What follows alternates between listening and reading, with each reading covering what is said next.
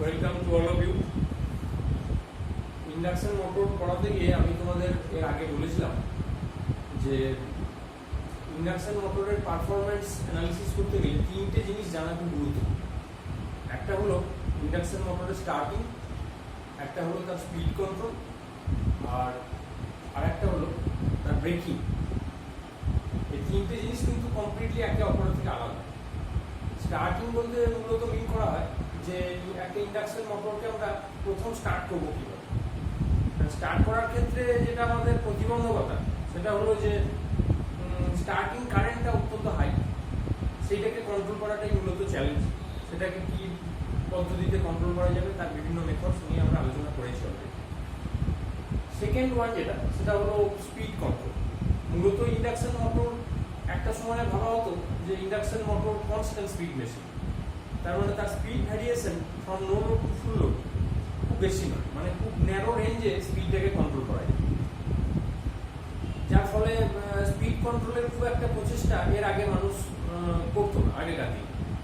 কিন্তু যখন থেকে মেশিনে পাওয়ার ইলেকট্রনিক ইন্ট্রোডাকশন শুরু হলো, পাওয়ার ইলেকট্রনিক্সের বিভিন্ন ডিভাইস দিয়ে মেশিনকে কন্ট্রোল করা শুরু হলো, তখন আমরা মেশিনের ভোল্টেজ এবং ফ্রিকোয়েন্সিকে সাইমালটেনিয়াসলি কন্ট্রোল করতে পারলাম। তখন থেকেই কিন্তু মূলত চিন্তা ভাবনা যে ইন্ডাকশন মেশিনের স্পিডকে ওয়াইড রেঞ্জে ভ্যারি করা, এবং সেটা যখন সম্ভব হলো এবং আরও অনেক উন্নত মেথড আমাদের সিস্টেমে চলে এলো, তখন কিন্তু আমরা খুব এফিসিয়েন্টলি ইন্ডাকশন মোটরের স্পিড কন্ট্রোল শুরু করতে পারলাম। এবং এখনকার দিনে অনেক অনেক মেথড বেরিয়ে গেছে যার দ্বারা আমরা একটা ইন্ডাকশন মোটরের স্পিড কন্ট্রোল করতে পারি, যার ফলে একটা সময়ে যে রেল ইঞ্জিন, সেই রেল ইঞ্জিন বা যেগুলো ধরো ইলেকট্রিক্যালি অপারেটেড রেলওয়ে, সেগুলো কিন্তু ইএমইউ যেগুলো বলি আমরা, সেগুলো কিন্তু ডিসি সিরিজ মোটর ছাড়া অন্য কোনো মোটর দিয়ে চালানোর কথা ভাবাই হতো, কারণ ডিসি সিরিজ মোটরের যে স্পিড কন্ট্রোল রেঞ্জটা সেটা কিন্তু ইন্ডাকশন মোটরে পাওয়া যেত। কিন্তু এখনকার দিনে কিন্তু সেটা সম্ভব হয়েছে, যার ফলে এখনকার অনেক ইন্ডাকশন মোটর, মানে অনেক 3 ফেজ ইন্ডাকশন মোটর দিয়ে রেল ইঞ্জিন বানানো শুরু হয়েছে। তার ফলে আমাদের কাছে আর একটা অপশন তৈরি হয়েছে বলাই যায়। এবং তার বিভিন্ন রকম স্পিড কন্ট্রোল মেথড, যেগুলো কনভেনশনাল মেথড, সেগুলো আমি আলোচনা করেছি। আরও হায়ার স্টাডিতে যখন তোমরা যাবে তখন সেখানে আরও অ্যাডভান্স মেথড তোমরা করবে। আর আজকের ক্লাসে আমরা যেটা আলোচনা করতে চাইছি সেটা অত্যন্ত ভাইটাল, সেটা হলো ব্রেকিং। ব্রেকিং বলতে এক্স্যাক্টলি কি বোঝায়? ব্রেকিং করবার আগে আমি তোমাদের বলবো ব্রেকিং বানানটা বলবো, কারণ ব্রেকিং বলতেই তোমাদের একটা ধারণা আছে ব্রেকিং বানান হয়তো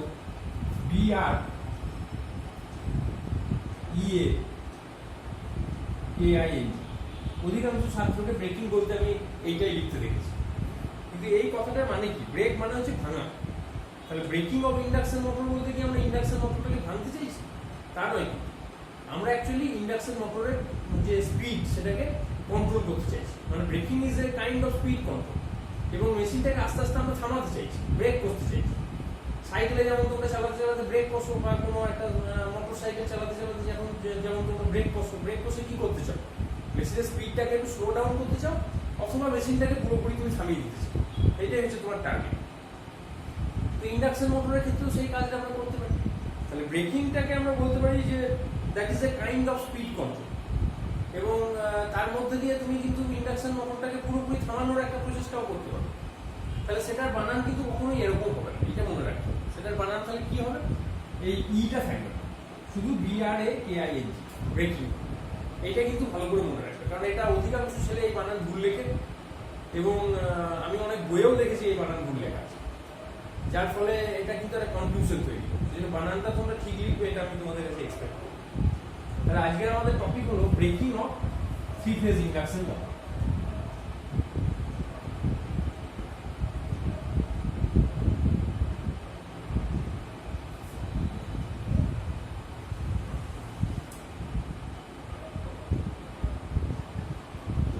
এখন কি কি ব্রেকিং মেথড আছে একটা ইন্ডাকশন মোটরকে, কি কি পদ্ধতিতে ব্রেক কষা যায়? তার মধ্যে মূলত 3টে মেথডের কথা আমরা আজকে বলব। একটা হলো প্লাগিং,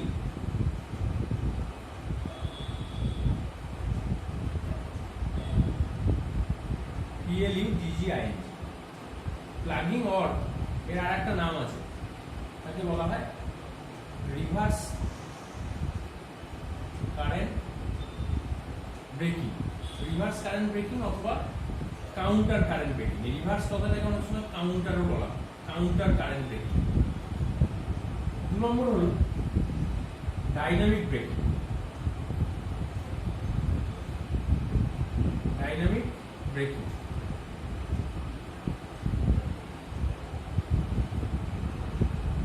আর 3 নম্বর হলো রিজেনারেটিভ ব্রেকিং।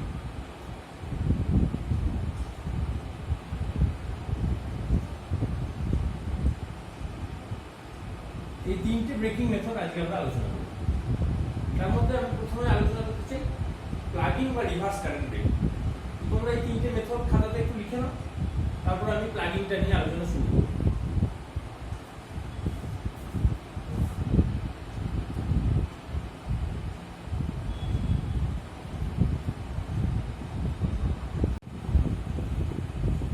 প্লাগিং মেথডের সার্কিট ডায়াগ্রামটা লক্ষ্য করো, তাহলে তুমি এর অপারেশনটা বুঝতে পারবে। এখানে প্রথমে 3 ফেজ অ্যাপ্লাই করা হয়েছে একটা স্টার্টারের মাধ্যমে, সেটাকে সরাসরি ইন্ডাকশন মোটরে স্টেটরে দেওয়া হচ্ছে। এই স্টার্টারটা যে কোনো স্টার্টারই হতে পারে, অটো ট্রান্সফরমার স্টার্টার বা রেজিস্ট্যান্স স্টার্টার বা রিঅ্যাক্ট্যান্স স্টার্টার বা স্টার ডেল্টা, যে কোনো স্টার্টার এখানে কানেক্ট করা হয়েছে। বেসিক্যালি এটার কাজ হচ্ছে স্টার্টিং কারেন্টটাকে কন্ট্রোল করা। প্লাগিং এর মানে তোমার ব্রেকিং এর ক্ষেত্রে কিন্তু এই স্টার্টারের কোনো ভূমিকা নেই। ব্রেকিংটা মেইনলি করা হচ্ছে এই একটা সুইচিং অ্যারেঞ্জমেন্ট আছে। সেই সুইচিং অ্যারেঞ্জমেন্টে দেখো 6খানা সুইচ আছে, 1 2 3 4 5 6, উপরে 3টে নিচে 3। এবারে এই সুইচগুলো হচ্ছে তোমার ডবল থ্রো, তার মানে তুমি আইদার এটাকে উপর দিকে থ্রো করতে পারো নিচের দিকে থ্রো করতে পারো। তুমি যদি সুইচটাকে উপর দিকে তুলে দাও, মানে যদি একটা অপশন থাকে উপর দিকে কানেক্ট করা এরকম, তাহলে দেখবে উপরে 3টে সুইচ ডিসকানেক্ট হয়ে যাবে আর নিচের 3টে ফেজ কানেক্টেড হয়ে যাবে। তাহলে যখন নিচের 3টে ফেজ কানেক্টেড হবে তখন উপরে 3টে ফেজ ডিসকানেক্টেড থাকবে। আবার সুইচটাকে যদি নিচের দিকে নামিয়ে দাও তাহলে উপরে 3টে ফেজ কানেক্টেড হয়ে যাবে, নিচের 3টে ফেজ ওপেন হয়ে যাবে। তাহলে এই অপারেশনটা বুঝতে পেরেছি নিশ্চয়ই। তাহলে আমি যখন নর্মালি মেশিনটাকে রান করাবো, যখন ব্রেকিং আমি করবো না, তখন কি করবো, মেশিনের সুইচটাকে আমি উপর দিকে তুলে দেবো। তাহলে নিচের 3টে ফেজ কানেক্টেড হয়ে যাবে। কানেক্টেড হলে কে কার সঙ্গে কানেক্টেড হবে লক্ষ্য করে দেখো, আর এর সঙ্গে আর ড্যাশ এ কানেক্টেড হবে, অর্থাৎ এটা হচ্ছে আর ফেজ। ওয়াই এর সঙ্গে ওয়াই ড্যাশ এটা কানেক্টেড হচ্ছে, তার মানে দ্যাট ইজ ওয়াই ফেজ। আর বি এর সঙ্গে বি ড্যাশ, তার মানে দ্যাট ইজ বি ফেজ। এটা আমি ধরে নিলাম। তার মানে এইভাবে আমি নামকরণটা করেছি। তার মানে this is R phase, this is Y phase and this is B phase, এইরকম আমি নামকরণ করেছি। তাহলে এই ফেজ সিকোয়েন্সটা যদি আমি স্টার্টারে মানে স্টেটরের ওয়াইন্ডিং এ আমি অ্যাপ্লাই করি, তাহলে সেই অনুযায়ী এখানে একটা রোটেটিং ম্যাগনেটিক ফিল্ড একটা পার্টিকুলার ডিরেকশনে তৈরি হবে এবং মেশিন একটা নির্দিষ্ট ডিরেকশনে ঘুরতে থাকে। এইভাবে ধরো মেশিনটা আস্তে আস্তে তার স্পিডটাকে বাড়িয়ে একটা সিনক্রোনাস স্পিডের কাছাকাছি কোনো একটা স্পিডে রান করছে। এই অবস্থাতে আমি মেশিনে ব্রেক করতে চাই, কারণ মেশিনটা কিন্তু প্রায় রেটেড স্পিডের কাছাকাছিতে রান করছে। সেই অবস্থাতে আমি মেশিনে ব্রেক করতে চাইছি। কিভাবে ব্রেক করবো? ব্রেক করার সময় আমি করবো কি, সুইচটাকে নিচের দিকে নামিয়ে দিলে কি হবে, এই 3টে ফেজ ডিসকানেক্ট হয়ে যাবে, অর্থাৎ সাপ্লাই থেকে এটা কেটে যাবে। শুধু সাপ্লাই থেকে কেটে যাবে তা না, কেটে গেলে তো কোনো ভোল্টেজই পাবে না। কিন্তু আমাকে যেটা করতে হবে যে সঙ্গে সঙ্গে এখানে এই 3টে ফেজকেও কানেক্টেড করতে হবে, যেটা অটোমেটিক্যালি হয়ে যাবে। যখনই সুইচটা তুমি নামিয়ে দেবে তখনই এই 3টে ফেজ এখানে কানেক্টেড হয়ে যাবে। কিন্তু এখানকার ফেজ সিকোয়েন্সটা কিন্তু আলাদা। লক্ষ্য করে খেয়াল করে দেখো তুমি যে এই যে আর ড্যাশ, এই যে আর এদিকে আর আছে, সেই আরটা অ্যাকচুয়ালি কানেক্টেড হয়েছে কার সাথে? লক্ষ্য করে দেখো, এই আরটা কানেক্টেড হয়েছে এখানে বি ড্যাশের সাথে। এই যে আর ফেজের কানেকশনটা আছে এর মাধ্যমে বি ড্যাশের সাথে। মানে আর এর সঙ্গে আর ড্যাশটা আগে যেমন কানেক্টেড ছিল সেটা এখন আর নেই, এখন আর কানেক্টেড হচ্ছে বি ড্যাশের সাথে। তাহলে বি কানেক্টেড হচ্ছে কার সাথে? বি কানেক্টেড হচ্ছে লক্ষ্য করে দেখো আর ড্যাশের সাথে। এটা নিজে একবার বুঝে নাও, তাহলে বুঝতে পারবে। শুধুমাত্র আমি ফিক্সড রেখেছি একটাই জায়গা, সেটা হচ্ছে ওয়াইটা ওয়াই ড্যাশের সাথে কানেক্টেড হচ্ছে।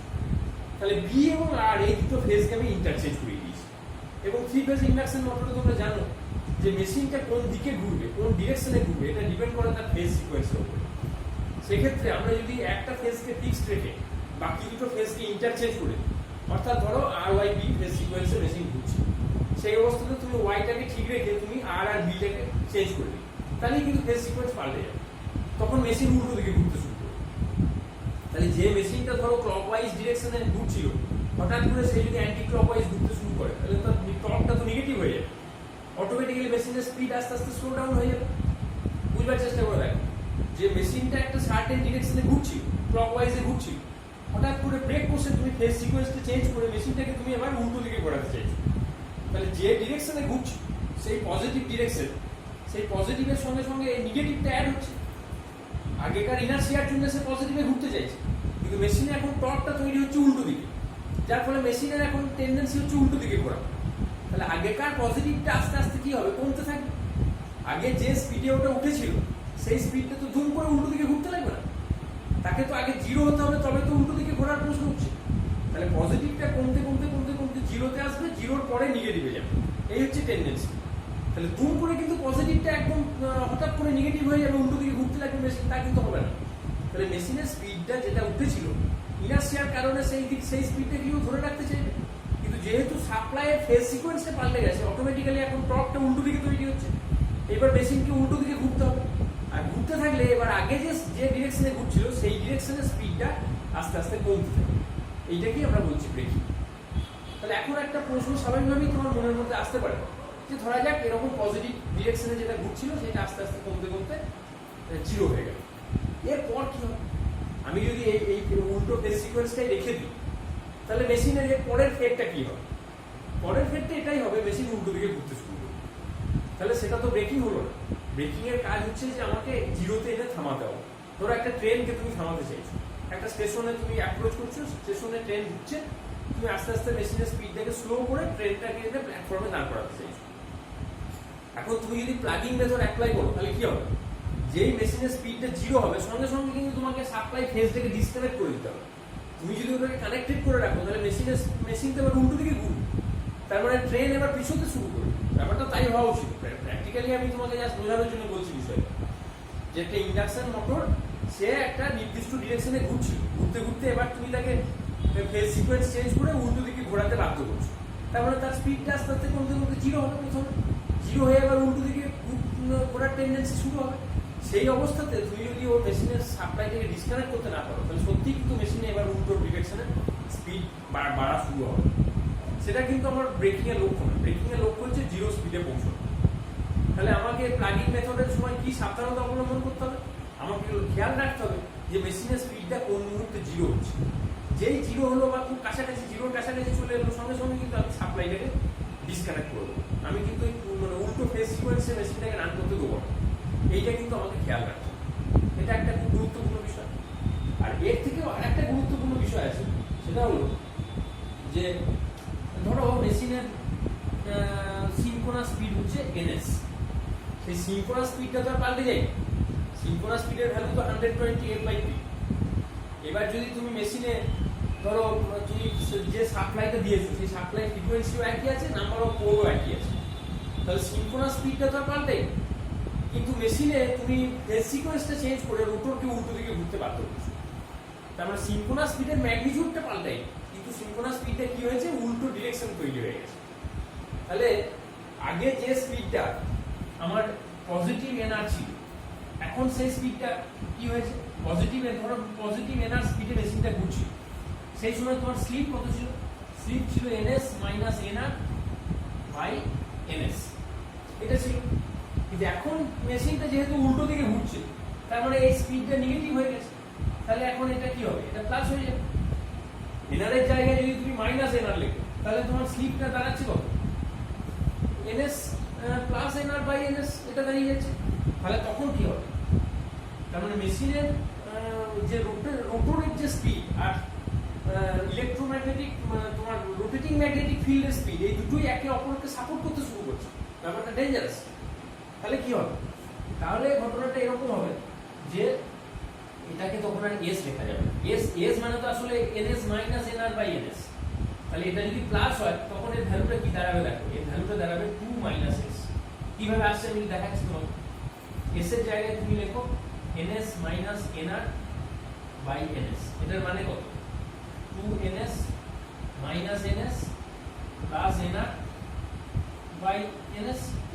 তার মানে কি, তার মানে NS plus NR by NS। তাহলে এই যে ভ্যালুটা দাঁড়াচ্ছে এই ভ্যালুটা কিন্তু S লেখা যাচ্ছে না, এই ভ্যালুটা হচ্ছে 2 মাইনাস S। তাহলে বুঝতে পারছো যে স্লিপটা কি হচ্ছে। তুমি যখন ব্রেকিং অ্যাপ্লাই করছো তখন স্লিপের ম্যাগনিটিউডটা কিন্তু অনেক বেড়ে যাচ্ছে। তাহলে স্লিপের ম্যাগনিটিউডটা স্লিপ নরমালি কত হয়, ধরো 0.04 0.05 এরকম স্লিপের ভ্যালু হয়। তাহলে 2 মাইনাস 0.04 মানে কত, 1.96। তার মানে that is much greater than 1, তাহলে মেশিনের ব্রেকিং রিজিয়ন কোনটা বুঝতে পারছো? সেই সময় স্লিপের ভ্যালু কত? স্লিপের ভ্যালু 1 থেকে বেশি।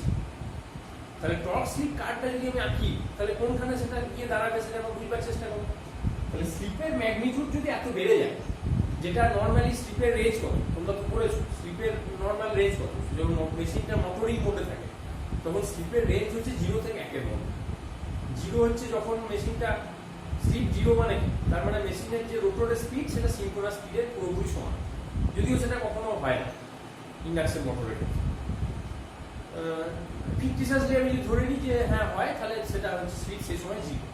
আর একদম স্টার্টিং কন্ডিশনে যখন মেশিনটা থেমে আছে, স্ট্যান্ড স্টিল কন্ডিশনে আছে, সেই সময় মেশিনের স্লিপ হচ্ছে 1। তার মানে ম্যাক্সিমাম স্লিপের ভ্যালু হতে পারে 1 ইন দ্য মোটরিং মোড।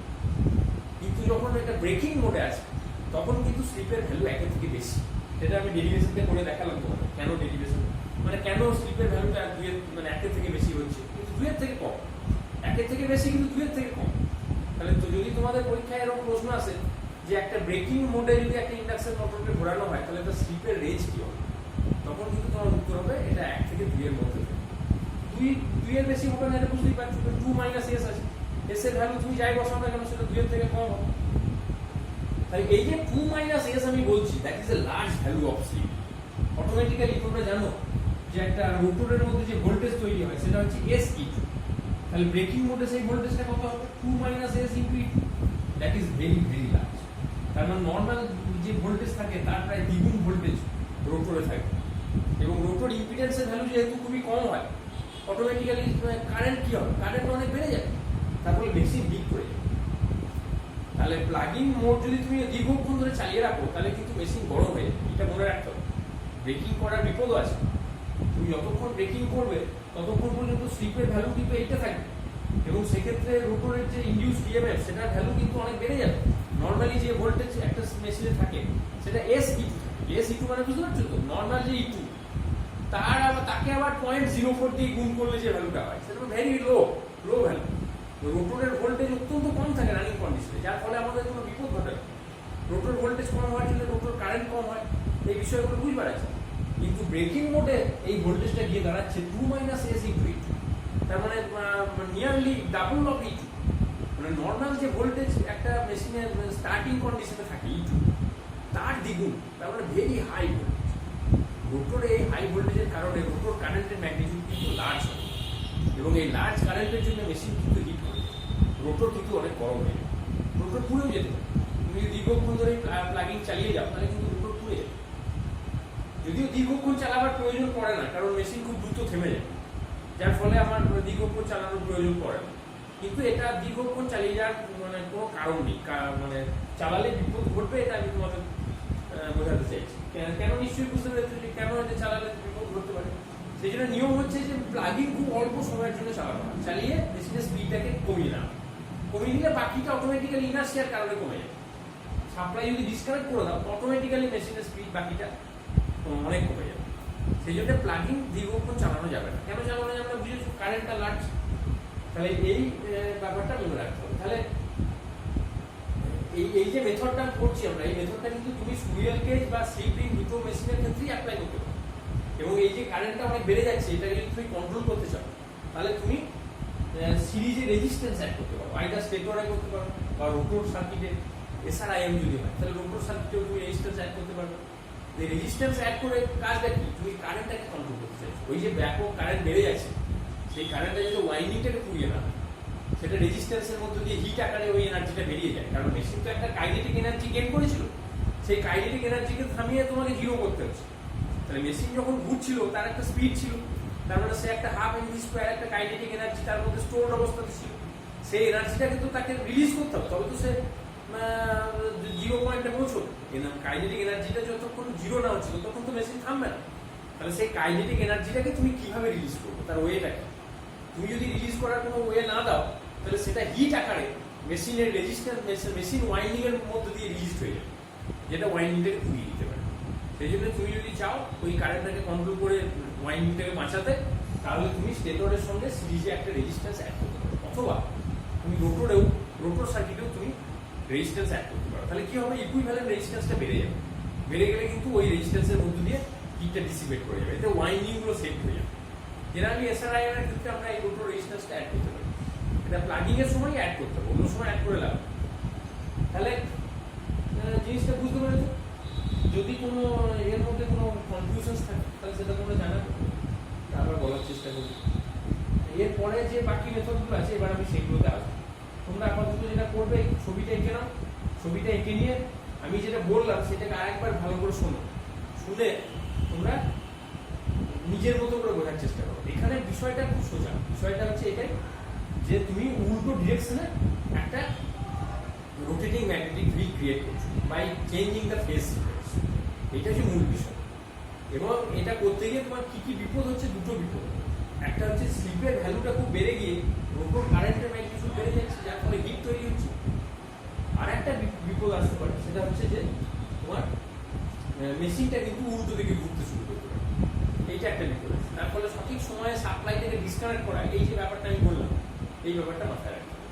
তাহলে প্লাগিং নিয়ে যদি তোমার শর্ট নোট কিছু পরীক্ষাতে আসে, তাহলে তোমাকে ছবিটা আঁকতে হবে, কীভাবে প্লাগিং করা হয় বা কীভাবে স্পিডটা রিডিউস করা হয় সেটা লিখতে হবে অল্প করে।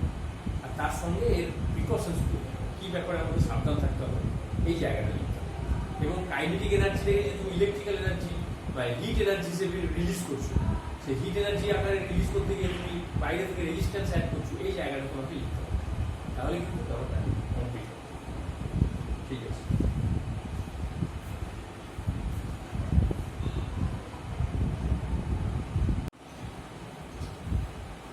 এরপরে যে ব্রেকিং মেথডটা আমরা করবো সেটাকে বলা হয় ডাইনামিক ব্রেকিং।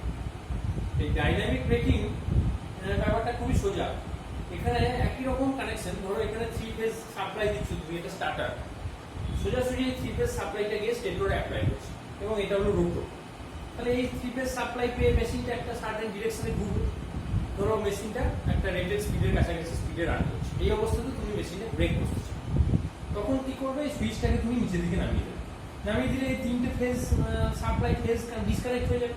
সঙ্গে সঙ্গে এখানে একটা ডিসি সোর্স কানেক্টেড হয়ে যাবে, অর্থাৎ সে ডিসি সোর্সে যেহেতু দুটো টার্মিনাল আছে, প্লাস আর মাইনাস, সেই জন্য এটা 3টে ফেজে কানেক্টেড হবে না, যেগুলো দুটো ফেজে কানেক্টেড হবে। অর্থাৎ এই প্লাস আর মাইনাস যে সাপ্লাইটা দিচ্ছ তুমি ডিসি সাপ্লাইটা স্টেটরের যে কোনো দুটো ফেজে তুমি কানেক্ট করছো, 3টে ফেজে কিন্তু নয়, একটা ফেজ কিন্তু ডিসকানেক্টেডই থাকছে। তাহলে লক্ষ্য করে দেখো যে মেশিনটা একটা সার্টেন স্পিডে ঘুরছে, মানে তার একটা এনার একটা তৈরি হয়ে গেছে, রোটরের একটা ফিক্স স্পিডে সে মেশিনটা ঘুরছে। এই অবস্থায় হঠাৎ করে তুমি 3 ফেজ সাপ্লাইটা বন্ধ করে দিলে, বন্ধ করে দিলে কি হবে? স্টেটরে যে রোটেটিং ম্যাগনেটিক ফিল্ডটা ছিল সেটা বন্ধ হয়ে যাবে। তার বদলে ডিসি সাপ্লাই কি করবে? ওখানে একটা স্ট্যাটিক ম্যাগনেটিক ফিল্ড তৈরি করবে। ডিসি তো কোনো রোটেটিং ম্যাগনেটিক ফিল্ড ক্রিয়েট করবে না, সে সেখানে একটা স্ট্যাটিক ম্যাগনেটিক ফিল্ড ক্রিয়েট করবে। তাহলে এতক্ষণ কি ছিল? এতক্ষণ rotating magnetic field of the stator এবং rotating magnetic field of the rotor সেটা একই স্পিডে ঘুরছিল। এই জায়গাটা ঘুরিয়ে ফেলো না, কিন্তু আমি এটা আগেও তোমাদের বলেছি যে রোটরের স্পিড আর রোটরের যে রোটেটিং ম্যাগনেটিক ফিল্ড তার স্পিড কিন্তু আলাদা। তাহলে স্টেটরের রোটেটিং ম্যাগনেটিক ফিল্ড আছে একটা, আর রোটরে একটা রোটেটিং ম্যাগনেটিক ফিল্ড আছে, এটা কিন্তু আমি তোমাদের একদম প্রথম দিকে পড়িয়েছিলাম। তাহলে স্টেটরের রোটেটিং ম্যাগনেটিক ফিল্ডের সঙ্গে রোটরের রোটেটিং ম্যাগনেটিক ফিল্ডের রিলেটিভ ভেলোসিটি হচ্ছে 0। এই জিরোটা কেন করতে চায়? তার কারণ এটা এই জিরোটা করলে লেন্জের ল অনুযায়ী ওই ফল কারণকে বাধা দেয়, ওই ব্যাপারটা কিন্তু এখানে এস্টাবলিশ করায়। যার ফলে রোটর সবসময় চাইবে যে স্টেটরের সঙ্গে তার যে রিলেটিভ ভেলোসিটি সেটাকে কমাতে, এটা হচ্ছে তার লক্ষ্য। যদি না কমাতে পারে তাহলে ভোল্টেজ ইনডিউস হবে, যেটা সে কখনোই চায় না।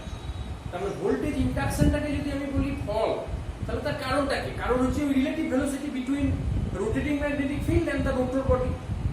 তাহলে ওই রিলেটিভ ভেলোসিটিটাকে যদি কমাতে পারে তাহলে কিন্তু voltage induced in the rotor এটাও কেউ সে কমাতে পারে। তাহলে ফল কারণকে যদি বাধা দেয় তাহলে কে কাকে বাধা দেবে? Induced voltage in the rotor এটা যদি ফল হয় আর রিলেটিভ ভেলোসিটিটা যদি কারণ হয় তাহলে এরা একে অপরকে বাধা দেবে। যার ফলে রোটরের সবসময় টেন্ডেন্সি হচ্ছে যে সে তোমার রোটরের যে স্টেটরের যে রোটেটিং ম্যাগনেটিক ফিল্ড সেইটাকে সে ধরার চেষ্টা করে। মানে রোটর স্পিডটা সেই জন্য সিনক্রোনাস স্পিডের খুব কাছাকাছি চলে যায় এবং দুটোই একই ডিরেকশনে ঘোরে।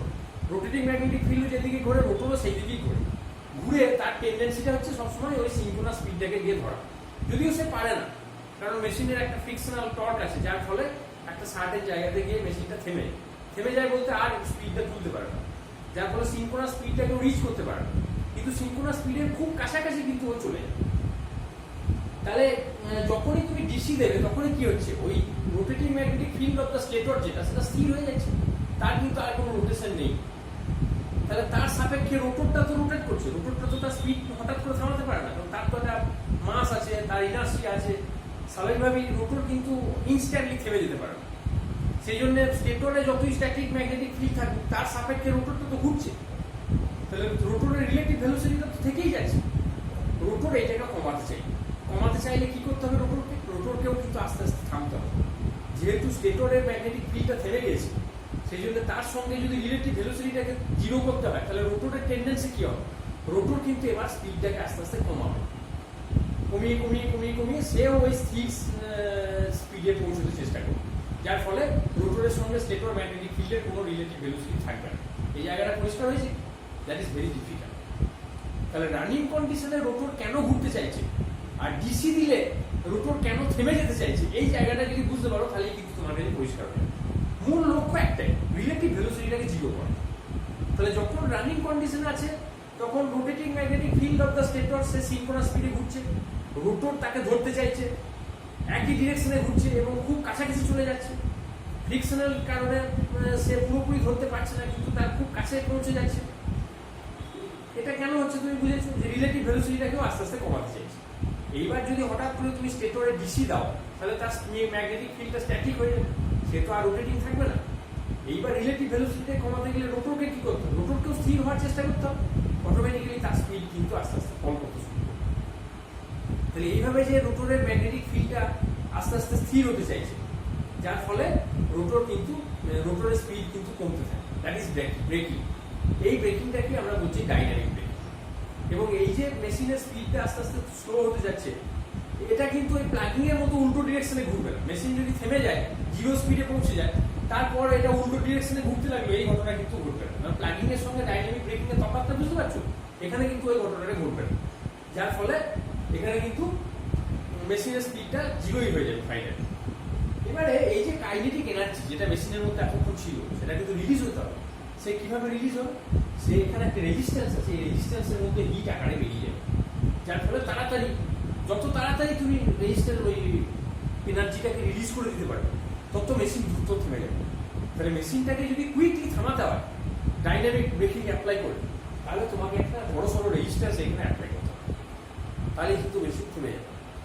তাহলে প্লাগিং এর ক্ষেত্রেও আমি তোমাদের বলেছি যে বাইরে থেকে রেজিস্ট্যান্স অ্যাড করা যায়, ডাইনামিক ব্রেকিং এর ক্ষেত্রেও সেটা আমি বললাম। এই রেজিস্ট্যান্সকে বলা হয় ডাইনামিক রেজিস্ট্যান্স, কারণ this is applied only in case of dynamic breaking. তাহলে ডাইনামিক রেজিস্ট্যান্স দেওয়ার উদ্দেশ্যটা বুঝতে পারছো, যে কাইনেটিক এনার্জি যেটা রোটরের মধ্যে ছিল, সেই এনার্জিটাকে আমাকে রিলিজ করতে গেলে সেটাকে হিট এনার্জি হিসেবে রিলিজ করতে পারলে সব থেকে ভালো হয়, তাহলে কুইক রিলিজ হয়ে যাবে, যেটা আমি এই রেজিস্ট্যান্সের মধ্যে হিট আকারে বার করে দিতে পারি। তাহলে এই হচ্ছে ডাইনামিক ব্রেকিং। এমনিতে জিনিসটা খুব সোজা, শুধু প্লাগিং এর ক্ষেত্রে আমরা এখানে ফেজ সিকোয়েন্সটা পাল্টাচ্ছিলাম, এসি দিয়ে করছিলাম, আর এখানে ডিসি দিয়ে করছি।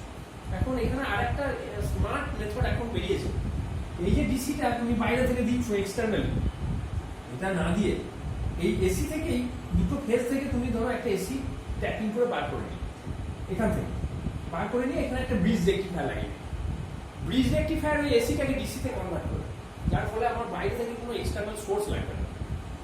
আমি ধরো একটা ট্রেনের মধ্যে আমি ডাইনামিক ব্রেকিং অ্যাপ্লাই করবো, সেখানে এক্সটার্নাল সোর্স ডিসি সোর্স করে হবে, তাহলে যে এসিটা আমার আছে সেই এসি থেকেই আমি ডিসি করে নিতে পারি বাই ব্রিজ রেকটিফায়ার। সেই মেথডটা কিন্তু এখন করা হয়, যার ফলে ডাইনামিক ব্রেকিং এখন কিন্তু ওই এক্সটার্নাল সোর্স দিয়ে করা হয় না। আবার যদি কেউ করতে চায় সে করতেও পারে, কোনো অসুবিধা কিছু। তাহলে এই হলো মূল বিষয়। তোমরা ছবিটা এঁকে নাও, জিনিসটা ফিজিক্সটা বুঝতে পেরেছো, নিশ্চয়ই নিজের ভাষাতে সেটা লিখতে পারবে। আর একটা ব্রেকিং আমাদের বাকি থাকবে, সেটা হলো রিজেনারেটিভ ব্রেকিং। এটা লিখে নাও, তারপর আমি ওটা বলে দিচ্ছি।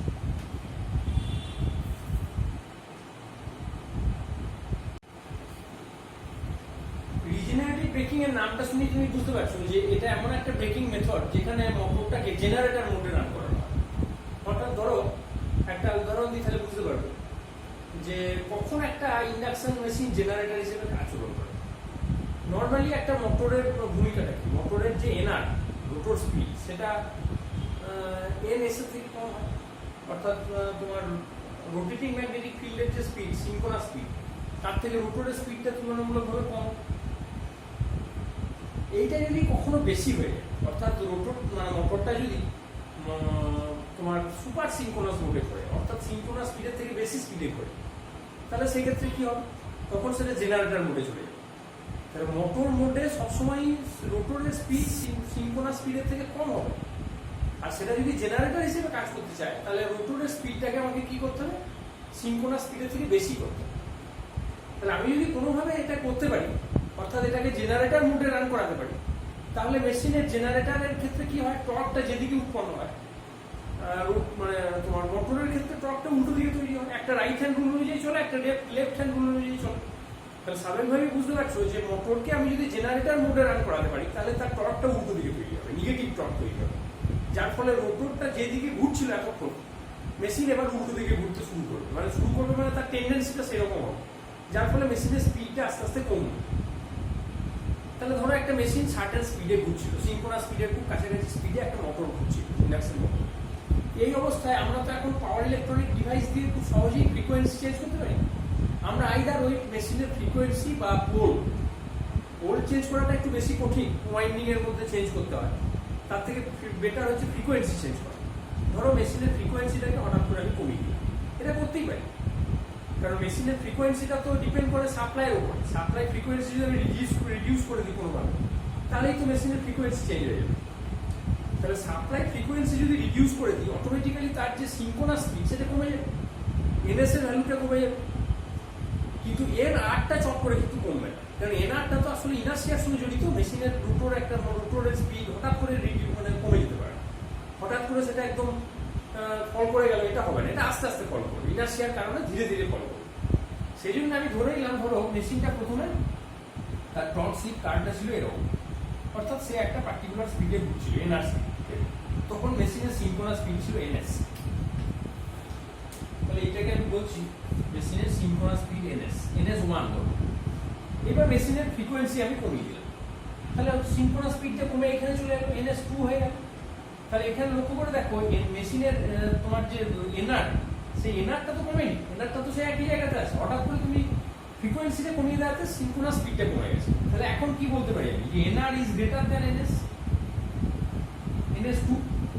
তাহলে এটা তো জেনারেটিং মোড, যখন রোটরের স্পিড সিনক্রোনাস স্পিডের থেকে বেশি হবে, that is the generating mode. তার মানে তার টর্ক স্লিপ কার্ভটা নিচের দিকে নেমে যাবে। তার মানে এটা যদি মোটরিং মোডের টর্ক স্লিপ কার্ভ হয়, তাহলে জেনারেটিং মোডের টর্ক স্লিপ কার্ভটা হবে এরকম, জাস্ট মিরর ইমেজ। তাহলে this is the generating mode and this is the motoring mode. তাহলে বুঝতেই পারছো যে এই টর্ক স্লিপ কার্ভটা নিচের দিকে নামতে শুরু করবে, এবং এই যে পয়েন্টে এনআরটা ছিল সেই পয়েন্টে যদি তুমি বিচার করো তাহলে দেখবে টর্কটা নেগেটিভ। এটা তো টর্কের ছবি, মানে এখানে টর্কটা পজিটিভ ছিল, এখানে টর্কটা নেগেটিভ, তার মানে মেশিন উল্টো দিকে ঘুরতে চাইছে, তারপরে মেশিনের স্পিড এবার কমবে। তাহলে এই যে মেশিন উল্টো দিকে ঘুরতে চাইছে, এই উল্টো দিকে ঘোরার প্রবণতাটা কিন্তু সব ব্রেকিং এ তুমি লক্ষ্য করলে, প্লাগিং এও দেখেছো, ডাইনামিক ব্রেকিং এও দেখলে যে মেশিন উল্টো দিকে ঘুরতে চাইছে। আবার রিজেনারেটিভ ব্রেকিং যেটা, সেখানেও তুমি লক্ষ্য করে দেখছো যে মেশিন কিন্তু জেনারেটিং মোডে সে উল্টো দিকে ঘুরতে চাইছে। এই উল্টো দিকে ঘুরতে চাওয়ার জন্য আমি এখানে যেটা করেছি, এখানে কিন্তু আমি কোনো ফেজ সিকোয়েন্স চেঞ্জ করিনি, কোনো ডিসি সোর্স আমি দিইনি, আমি শুধুমাত্র যেটা করেছি ফ্রিকোয়েন্সিটাকে কমিয়ে আমি এটাকে জেনারেটিং মোডে নিয়ে গিয়ে ফেলেছি। তাহলে এই জায়গাটা কিন্তু বুঝবার আছে। এটা আর একটা ভাবে করা যায়, ধরো একটা ট্রেন বা কোনো ক্রেন, ধরো একটা স্লোপ বরাবর নামছে, ইন্ডাকশন মোটর চালিত একটা ট্রেন, ধরো একটা স্লোপ, পাহাড়ের স্লোপ বরাবর নামছে। সেই অবস্থাতে যে স্লোপ নামছে মানে কি, তার অভিকর্ষ শক্তিটা অ্যাড হচ্ছে, এর ফলে রোটরের স্পিড কিন্তু বেড়ে যেতে পারে। তাহলে আমি ফ্রিকোয়েন্সি না কমালেও রোটর স্পিড যদি কোনো কারণে অভিকর্ষের কারণে হোক বা অন্য কোনো এক্সটার্নাল ফোর্সের কারণে যদি রোটর স্পিড বেড়ে যায়, তাহলে সে যদি সিনক্রোনাস স্পিডকে ছাড়িয়ে যায়, তখন কিন্তু দেখা যাবে যে ওটা জেনারেটিং মোডে চলে যাবে এবং অটোমেটিক্যালি মেশিন তখন ব্রেক করতে শুরু করবে। তাহলে একটা স্লোপের মধ্যে যখন একটা গাড়ি নামে, একটা ইলেকট্রিক্যাল কার, তখন তাকে তুমি ব্রেক কষো বা না কষো, সে কিন্তু নিজেকে ব্রেক করছে। এই জন্য এটাকে বলা হয় self regulating breaking. Self regulating কেন বুঝতে পারছো? তার মানে একটা স্লোপ বরাবর তুমি নামছো, স্লোপ নামছো মানে কি, সেখানে এক্সটার্নাল ওই অভিকর্ষ শক্তিটা অ্যাড হচ্ছে, যার ফলে রোটরের স্পিডটা কিন্তু ফাস্টার হয়ে যাচ্ছে। তুমি যখন একটা তুমি নিজে যদি একটা নামো তাহলে কি হবে, একটা স্লোপ বরাবর নামলে দেখবে হু হু করে তুমি নেমে যাচ্ছ, তার মানে তোমার স্পিডটা বেড়ে যাচ্ছে। কেন বাড়ছে? পৃথিবীর টানে বেড়ে যাচ্ছে। ওঠার সময় তোমাকে যত কষ্ট করে উঠতে হয়, নামার সময় অতটা কষ্ট করতে হয় না। ঠিক একইভাবে একটা রেলওয়ে ট্র্যাক বরাবর যদি একটা রেল নামতে থাকে, তার যে মোটর, তার রোটরের স্পিডও কিন্তু বেড়ে যেতে পারে। এটা যদি সিঙ্ক্রোনাস স্পিডকে কোনোভাবে ছাড়িয়ে যায়, তাহলে মেশিন সেই সময় জেনারেটরের ভূমিকা পালন করবে, টর্কটা উল্টো দিকে তৈরি হবে, অটোমেটিক্যালি মেশিনের যে আগেকার স্পিড সেটা কিন্তু কমতে থাকে, তারপরে মেশিন কিন্তু ব্রেক করছে। এটাকে বলছে অটো ব্রেকিং। এই অটো ব্রেকিং সিস্টেমটা একমাত্র রিজেনারেটিভ ব্রেকিং এর ক্ষেত্রে লক্ষ্য করা যায়। এবং সব ক্ষেত্রেই তুমি লক্ষ্য করে দেখো, এই যে উল্টো দিকে ঘোরার প্রবণতা, যার ফলে মেশিনের স্লিপটা কিন্তু গিয়ে দাঁড়াচ্ছে সেই ওইখানে NS plus NR by NS. এই যে এটা প্লাস কেন হচ্ছে, অরিজিনালি তো ছিল এটা NS minus NR by NS, এটা স্লিপের ভ্যালু ছিল, কিন্তু এনআরটা নেগেটিভ হয়ে যাওয়ার ফলে দুটো নেগেটিভে মিলে এটা পজিটিভ হয়ে যাচ্ছে, এবং এর ভ্যালুটা দাঁড়াচ্ছে টু মাইনাস এস, যেটা আমি আগেই প্রুভ করেছি, টু মাইনাস এস। তার মানে ব্রেকিং মোডে একটা মেশিনের স্লিপ, সেটা যে ব্রেকিংই হোক, রিজেনারেটিভ হোক, ডাইনামিক হোক, প্লাগিং হোক, যে ব্রেকিংই হোক, সব জায়গাতেই মেশিনের স্লিপ কিন্তু থাকবে 1 থেকে 2 এর মধ্যে। এইটা কিন্তু ভালো করে তোমাকে মাথায় ঢুকিয়ে নিতে হবে। তাহলে আমরা রিজেনারেটিভ ব্রেকিং এর ক্ষেত্রে কি বললাম, যে এটা দুভাবে করা যায়। একটা হচ্ছে যে তুমি আইদার পোল সংখ্যাটা বাড়িয়ে বা ফ্রিকোয়েন্সিটাকে কমিয়ে তুমি সিঙ্ক্রোনাস স্পিডটাকে রিডিউস করতে পারো। করলে কি হবে, অটোমেটিক্যালি এনআরটা যেহেতু বেশি আছে সেটা জেনারেটিং মোডে চলে যাবে। অথবা তুমি সেসব কিছুই না করে তুমি মেশিনটাকে যদি স্লোপ বরাবর নামাতে থাকো, তাহলেও কিন্তু মেশিনের এনআরটা বেড়ে যাবে। এনআরটা বেড়ে গেলে তখন এনএসকে ছাড়িয়ে গেলে ওটা জেনারেটিং মোডে চলে যাবে। তাহলে এই যে একটা মোটর জেনারেটর হয়ে যাচ্ছে, তার মানে কি, সেই সময় সে পাওয়ারটা কোথায় দেবে? সে কি পাওয়ার লাইন থেকে কনজিউম করবে না পাওয়ার লাইনে ফিরিয়ে দেবে? অটোমেটিক্যালি জেনারেটরের কাজ হচ্ছে জেনারেট করা। সে তখন লাইন থেকে পাওয়ার না নিয়ে সেই পাওয়ারটাকে লাইনে সে থ্রো করবে, ফিরিয়ে দেবে। তার মানে সে জেনারেটিং অ্যাকশনে চলে গেছে।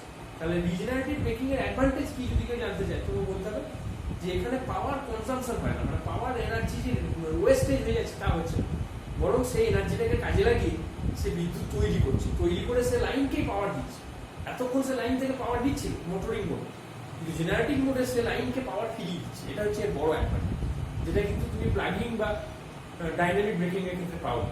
প্লাগিং এবং ডাইনামিক ব্রেকিং এ তুমি দেখেছিলে যে মেশিনের যে কাইনেটিক এনার্জি, সেই এনার্জিটা হিট এনার্জি হিসেবে রিলিজ হয়ে যাচ্ছে। আইদার সেটা ওয়াইন্ডিং রেজিস্ট্যান্সের মধ্যে দিয়ে রিলিজ হয়ে যাচ্ছে, অথবা কোনো এক্সটার্নাল রেজিস্ট্যান্স যদি তুমি লাগাও তার মধ্যে দিয়ে রিলিজ হয়ে যাচ্ছে। তার মানে that is wastage of energy. কিন্তু রিজেনারেটিভ ব্রেকিং এ এনার্জিটা ওয়েস্ট হচ্ছে না, সেটাকে ভালো কাজে লাগানো হচ্ছে, সেটাকে জেনারেশনের কাজে, ইলেকট্রিক্যাল এনার্জি জেনারেশনের কাজে লাগানো হচ্ছে, লাগিয়ে সেটাকে লাইনে ফিরিয়ে দেওয়া হচ্ছে। তাহলে ব্রেকিংও হলো, অ্যাট দ্য সেম টাইম তুমি বিদ্যুৎও কিছু তৈরি করতে পারবে। That is the advantage. তাহলে রিজেনারেটিভ ব্রেকিংকে তুমি যদি ভালোভাবে কন্ট্রোল করতে পারো, তাহলে এটা কিন্তু একটা ভালো ব্রেকিং মেথড, এটা আমরা বলতে পারি। কিন্তু এটা এফিসিয়েন্টলি কন্ট্রোল করতে হবে। তাহলে এই পুরো বিষয়ে ব্রেকিংটা আমি পুরো পড়ালাম তোমাদের। যদি কোথাও কোনো প্রশ্ন থাকে আমাকে বলবে।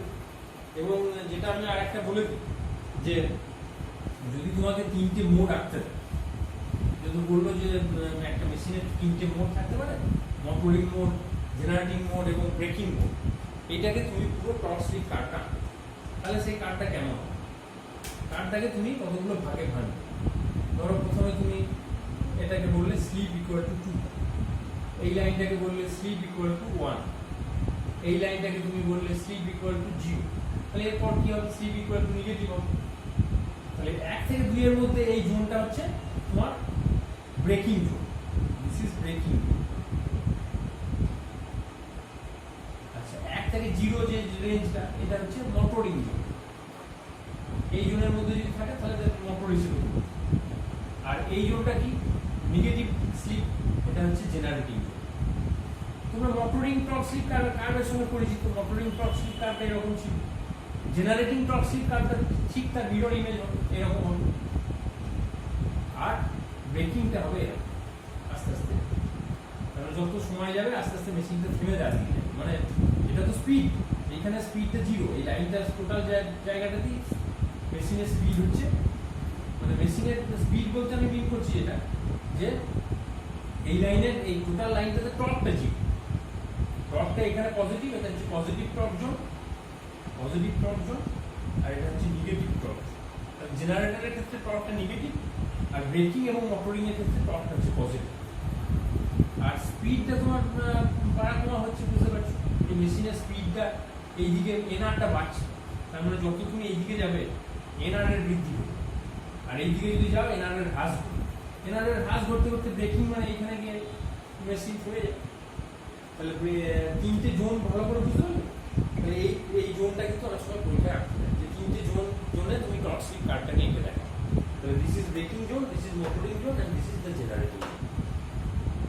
তাহলে একটা ইম্পর্টেন্ট জিনিস আজকে আমরা করলাম। যদি আজকে এই টোটাল জিনিসের মধ্যে কোথাও কোনো বুঝতে তোমাদের অসুবিধা থাকে আমাকে জানান, কমেন্ট বক্সে লিখবে বা মেল করবে, আমি বুঝতে চেষ্টা করব।